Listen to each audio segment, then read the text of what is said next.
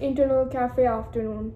In the corner of a dimly lit cafe, Sammy is sitting across someone who is talking to her, but she seems to be zoning out of the conversation.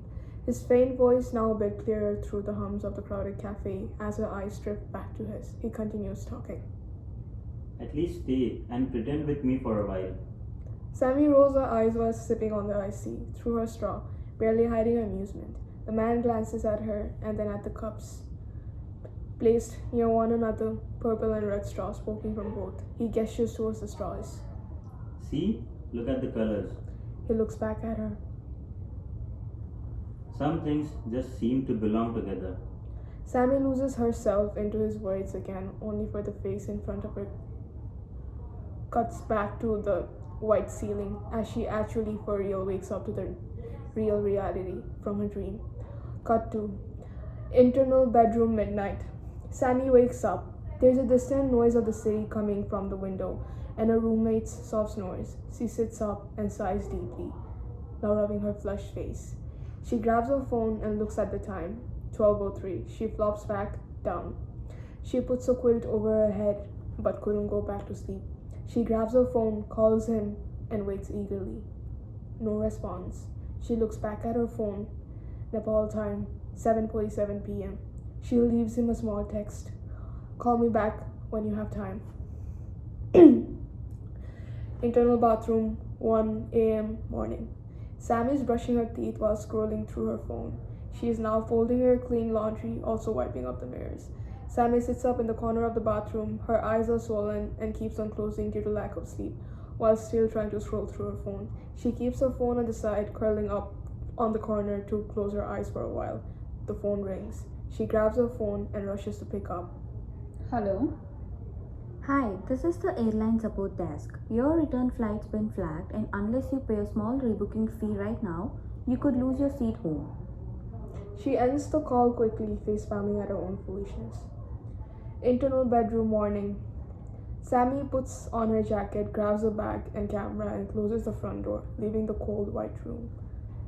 External George Street, Brisbane, 3 a.m. The city streets are empty. No cars, no crowds, no noise. There is a faint trance of daylight in the sky. Cold morning wind sweeps through, rustling loose paper and litter. Everything feels still. Sammy's camera clicks. She lowers it, scanning the image while reaching into the pocket for her phone again. She dials his number again, lifting the phone to her ears. It rings. She waits, listening. Nothing.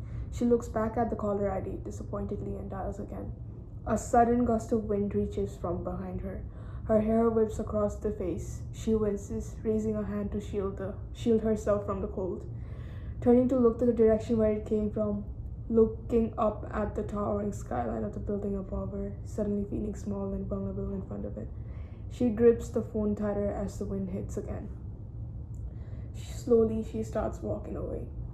She looks tensed and confused with her own decisions. She runs a hand through her hair, her thoughts running faster than her steps, doubt and confusion all over her face. Her steps quickens, now overwhelmed emotion pouring all over her face. She stops abruptly at a corner. A beat. Her phone starts vibrating. The screen lightens up. Incoming call from him. External Brisbane CBD, 4 a.m. Sammy gathers herself before dropping onto a cold concrete stair. She lifts up the phone to her ear, static noise incoming from the line till it stops. Hello, Sammy? She exhales, closing her teary red eyes in relief. Oh my god, where have you been? I have been trying to call. Why did you call me so many times? It is not appropriate to call me like this. I'm busy. I'm sorry. I really missed you. There's a pause. When he speaks again, his voice falters a little. Not my fault you decided to leave your whole life behind to settle somewhere across the world. I know. What done is done. Just call me when you can, yeah? Talk to me. A pause. It stretches too long. I can't.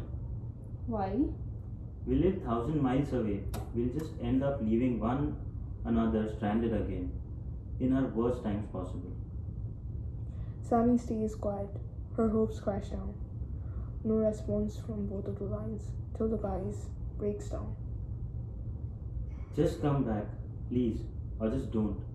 Don't do this to me. The choice is yours. No response from her. She knew her answer, and it was both. Better to die than speak. When the call cuts from the other side, she breaks down crying. They're in the corner of nowhere for a while, till an old woman comes around. Oh, love, are you alright? Sammy settles herself, wiping her tears away as she smiles at the old woman. Yeah, I'm good. I'll be alright. External Brisbane CBD, 5 a.m. Sammy walks back home under the lavender sunrise as she looks at the traffic slowly starts to thicken in the road. She looks tired but looks up in the sky and smiles to herself, accepting the way of life, until the phone buzzes again. The screen cuts to black.